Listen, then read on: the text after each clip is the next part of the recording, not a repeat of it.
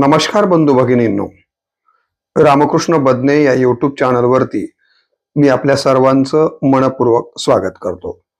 आज आपण एक महत्वाचा कबीरांचा विचार त्यांच्या या दोह्याच्या माध्यमातून, या व्हिडिओच्या माध्यमातून पाहणार आहोत। कबीर काय म्हणतात या दोह्यातनं बघा। कबीर म्हणतात, कोई तन दुखी कोई मन दुखी, कोई तन दुखी कोई मन दुखी, कोई धन बिन रहत उदास, कोई धन बिन रहत उदास, थोड़े थोड़े सब दुखी, थोड़े थोड़े सब दुखी, सुखी हरि के दास, थोड़े थोड़े सब दुखी, सुखी हरि के दास। किती महत्वाचा विचार कबीर या दोह्याच्या माध्यमातून आपल्या समोर ठेवतात। समाज व्यवस्थेमध्ये जर आपण बघितलं तर कुणी शरीरानं तनदुखी म्हणजे कुणाला आरोग्याचे प्रश्न आहेत, शरीरामध्ये अनेक प्रकारच्या व्याधी, त्यामुळं बरीच माणसं दुःखी आहेत।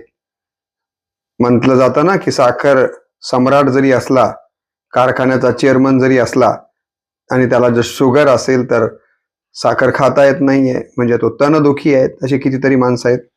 म्हणून कोई तनदुखी कोई मन दुखी, काही माणसं मनानं दुःखी आहेत, काही ना काही त्यांच्या मनाला सतत वेगवेगळे विषय असतात आणि त्यामुळं त्यांचं मन सुखी राहत नाही, त्यांच्या मनामध्ये सतत दुःख वसत असतं।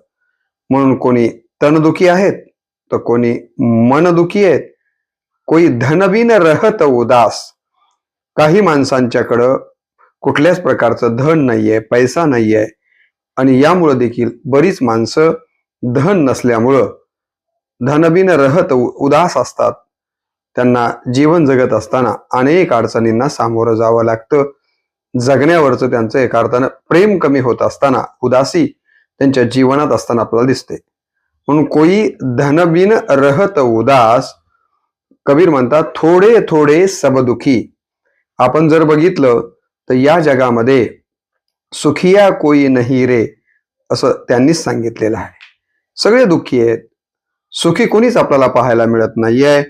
या जगामध्ये जर सुखी कोण असेल तर कबीर सांगतात की केवळ परसुखी हरी के दास, फक्त या जगामध्ये सुखी जर कोण असेल तर ते हरीचे दास म्हणजेच संत सुखी आहेत। कारण अंतकरणाच्या ठिकाणी सुख कसं आपल्या आणावं याबद्दलचा मंत्र त्यांना माहीत असल्यामुळं या जगात फक्त सुखी हरीचे दास आहेत, म्हणजे संत आहेत। अशा प्रकारचा अत्यंत महत्वाचा विचार कबीरांनी या दोह्यातनं आपल्या